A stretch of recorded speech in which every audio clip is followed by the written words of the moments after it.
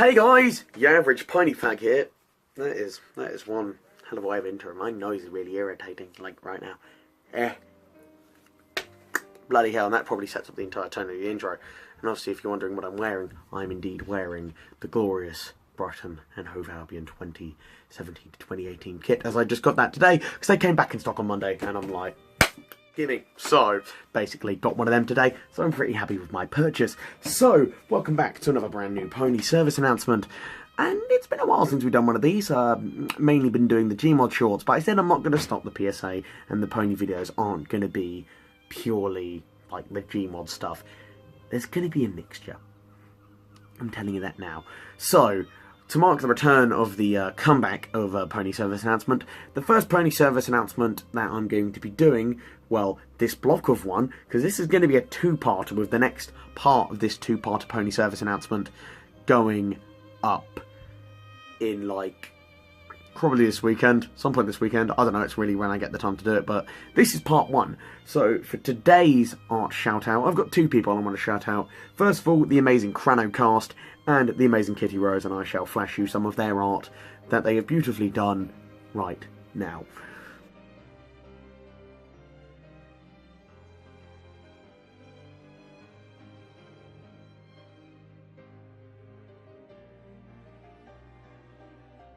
Anyway, thanks for you two for doing that. That was honestly amazing pieces. Obviously, I do a lot of videos with Cast, so I'll leave Cast's YouTube instead of his Twitter, because I'm pretty sure YouTube's more relevant. But if you do want to hop over to his Twitter, I'll leave that in the description. And obviously, Kitty Rose's description as, well, not her description, her Twitter, and the link in the description. So obviously you guys can go check her out, and obviously give her some support. Give them both a support. They're both really good artists. And in terms of Cast can really do art quick, which is really surprising, because usually art takes time.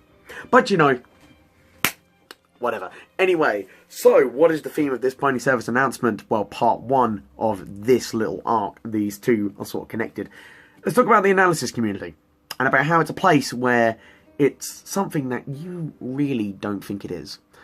Most people believe that the analysis community is a really happy place, that people all get on, and it's all sunshine and rainbows and kisses and kittens. I mean, you would expect that, because we are called the nicest fandom in the world, which I actually laugh at that statement, hence the reason why the whole point of the two videos I'm doing right now. In terms of the analysis community, people honestly think it is a nice place, but in terms of what goes on within it, there's a lot of inside stuff that goes on with the community that people don't want you to see. Most of the analysis people don't want you to see. Now, in terms of what goes on, I'm going to talk about mainly two things today, and the first thing is actually a pretty well-known thing in this fan base, and the second thing we're going to talk about is general, just me sharing my opinion on one little business. Now, the reason why I want to do this is because my mentality in life is like just to make everyone happy. So like, why can't we live in a world without arguments? Why can't we live in a world without Donald Trump? I'm British, I don't care, I'm going to make all these American jokes because of what's going on with like the FTC and stuff. I stand with you, my fellow Americans, even though I'm British. I got you, fam. Anyway, so, I'm pretty sure most people are going to hear of the first event that I'm talking about. Let's talk about the case of I Love Kim Possible a lot. And I think now is an actual optimal time to, you know, talk about this and sort of, you know, bring it up. Because most people may not know about the issue. And most people, like, will obviously, like, look at KP and be like, what? Because it's been about, I think, about a year and a half since, like, all this business, like, blew over. And now, obviously, I'm going to talk about it. Basically, what happened was there was a Twitter account that popped up called Aeon KP Leaks, which I believe, I checked before this video, I believe is no longer existent. I believe they're gone. They're bye-bye. They're ta-ta. Au revoir. Stuff you. Basically, they're no longer a thing. Basically, they were claiming that KP was basically treating her editing staff like slave labourers, which is a big word to be using. And we're going to use that word, because that's blatantly what they were causing. And then someone, even in the fan base, I believe in the analysis community, even actually used that as one of their titles of their video to actually describe what the hell's going on. And you don't do that. You clearly do not know what the word means if you're throwing it around like a massive allegation like that. No. Just stop it. And the thing that people have got to take into a consideration of all the stuff that they were claiming KP to be doing was true, which I'll get onto about in a minute, didn't they speak up about this sooner? Why is this only came up now when you're like literally claiming this has been going on for years? Which, let's be honest, it was a matter of some people wanting to start drama. Look at KP's channel. If we're not including the Brony Ocean and Josh Scorcher, as they do both other different types of content, KP is the most subscribed analyst channel. Now, in terms of my stance on this, I'm looking at this like, yeah, she'd be a pretty easy target to make up some rumour mill. I mean, literally anyone will believe anything on the internet, let's be completely 100% honest. So, in terms of what actually happened in this issue, people started dogpiling KP with like threats and stuff like, why would you do this, why would you do that? Actually to a point where she left YouTube for a while and left all of her social media. And the problem is, some members of the analysis community even joined on and dogpiled her, which is bloody disgusting. Why? Because when it was all turned out to be fake, all of those people generally then looked like freaking idiots, for the lack of a better word. And with them looking like idiots, it really doesn't put a good representation on the fan base now, does it? Let's be completely 100% honest. If you're going to make all these allegations and stuff, at least make sure they're true before you do them. I'm not going to go into detail about how they were all true, because Anthony C did like a full half-an-hour video on like this subject, and I don't want to like talk about that, because that video in itself, I watched it before watching this video, and it's honestly, well, not recording, I mean, and it is honestly brilliant. Seriously, go watch that, search it up, because it will explain basically the entire situation in more detail. But it really didn't do well for the fan base and such. So in terms of basically what happened and such, let's be glad that the media didn't get hold of this. And I'm just trying to close the message. Let's be glad that a media outlet did not get hold of this, because this could have been catastrophic for the fan base. Let's be honest. If the media gets hold of anything on the internet, like say like Fox News, they just rip it to shreds. I mean, have you seen what they've done to the furry fan base? Basically tarnish their name, which, well, Fox News are just leaving the furry fan base alone, which is a good thing, because that means Fox News are less dickheads, even though they still are dickheads, so you know. Whatever. So yeah, in terms of this whole situation, it was all fake, and it made like the entire fan base look like idiots, but all the people were dogpiling her. But obviously, the problem was, obviously, it made the fan base look bad. And like I said, if a media outlet got hold of that, then it would be a problem. Like a really, really, really big problem. Because you're seeing all these tweets being shared on Twitter, which I'm pretty sure some of them are still accessible, even though the Aeon KP Leaks account has been deleted. Like I said, go to Anthony C's video, he goes to detail in this a lot more, which plants a negative representative of the analysis community. Now, I look up to a lot of people in the analysis community. I really do. I see them as people that I look up to, hence the reason why I want to do MLP videos, because I want to do what these people do. But the thing is with me, the reason why I'm stemming away from more the analysis side, I'm more of a reviewer at heart.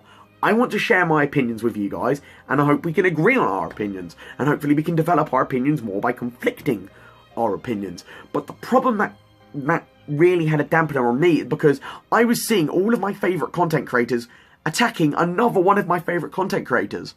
And it was stupid. When it all got turned out, it was fake. Because when it turned out to be fake, it put a massive, and I mean absolutely freaking humongous, dunce hat on all the people that were attacking KP. For what reason? For what reason? Exactly. Because some people were bitter and wanted to start fake drama. So now we move on to the second case. The analysis community versus Lily Pete. Yet again, people I look up to against other people. And this all stems from one blimmin' thing. I think, it basically, if you want to watch more, again, if you want to watch this into more detail, go watch one of Lily Pete's videos called An Artist's Meltdown. This is what I'm going to relate this to. Basically, what happened is that Lily Pete used a piece of her artwork by another artist, forget her name because she really isn't that important, by another artist in a video. Someone sent Lily Pete a message saying, can you remove the video? Now, this all comes down to the whole terms of the hashtag respect the artist and also fair use. And this is obviously where this gets a little bit complicated. In terms of the whole respect the artist, what does it mean? Basically, it means every artist should be credited for literally everything they freaking do. Okay. Where's the fair use? This is where YouTube's terms of fair use come into play. And where people are wagging it around falsely. Yes, this was like last year, but obviously Nintendo and Hasbro were abusing like copyright law. But in terms of YouTube's fair use, if you use a still image for less than 15 seconds or more, 15 seconds or less, you don't have to give credit. But if you use it for more, you then have to give credit. See where this is all coming from? Basically, this person twisted Lily Pete's words, for lack of a better word, to make her seem like she was the bad person.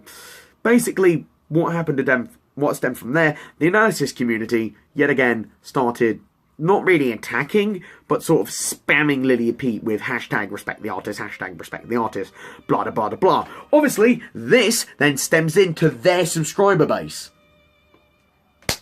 See what happens there? Yet again, then you've got more people starting on Lily Pete, and then it's more feeding all into this massive drama bomb that basically this entire fan base loves. Because who doesn't love drama? I did well in drama GCSE. I love drama. I like drama, but not internet drama. Like actually performing stuff. The good drama, not the bad drama, which is what we're talking about today. So, basically, this will stemmed to like Lily Pete making like a 20-minute long video, sort of responding, and then creating her own hashtag, basically called Earn the Respect. But then this sort of causes a back and forth discourse, which has obviously now sort of deleted, like gone by now, hence the reason why I'm talking about this like later. Sort of bang, bang, bang, bang, bang, we're going to feed back at one another, we're going to create a massive argument, we're going to make it brilliant, we're going to make it glorious, and then we're going to feed in, and all of our subscribers are going to, be at each other's throats. Now, for someone that's like that in the middle, imagine you're in my position. I basically subscribe to the majority of the analysis community, and obviously Lily Pete as well, because I really enjoy their content. Like I mentioned, these guys I actually look up to. I want to do what they do, because I really enjoy what they do. I just wish I could, for lack of a better word, and obviously you guys can help me with that if you'd be willing to like, favourite, and share the video around with your friends and your mates, please. Please, I'm a poor boy from a poor family. He says whilst he has a PS4 and Xbox One and a PC, and this beautiful new kit. I love it so much. Seagulls.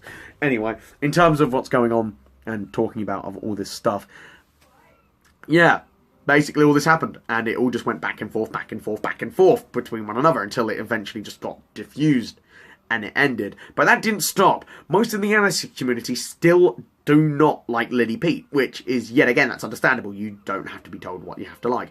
But if all this just brushed over, now you could throw this all started from Lily Pete, why didn't you just give her the credit? Because then the artist would have won. And then sadly she tries to do this to another person, and then they say no. So like she did this to me. I'm in a vulnerable position. So like she said no and she exposed me. I would crack, like, under the pressure. Because, like, you look at my subscriber base, very small compared to most of the members in the analysis community. Very, very small. And then you look at like everything else circulating. If she did this to someone else that was less vulnerable, it would have been disastrous for the fan base. Yet again, could hit news outlets. So what I'm saying is that stop fandom drama. So let's create that hashtag. Hashtag stop fandom drama. Spam it at Twitter. That can be applied to every fandom. Stop fandom drama. Let's try and see if we can create that and see if we can get that creating on Twitter. Because like when this was going on, I was torn between who to follow and who to support. Like last year. Well, year and a half last year. whenever this happened. It happened a while ago. That's what I'm trying to say. So please, stop fandom drama. It's not good for anyone. It paints a negative representation on everyone.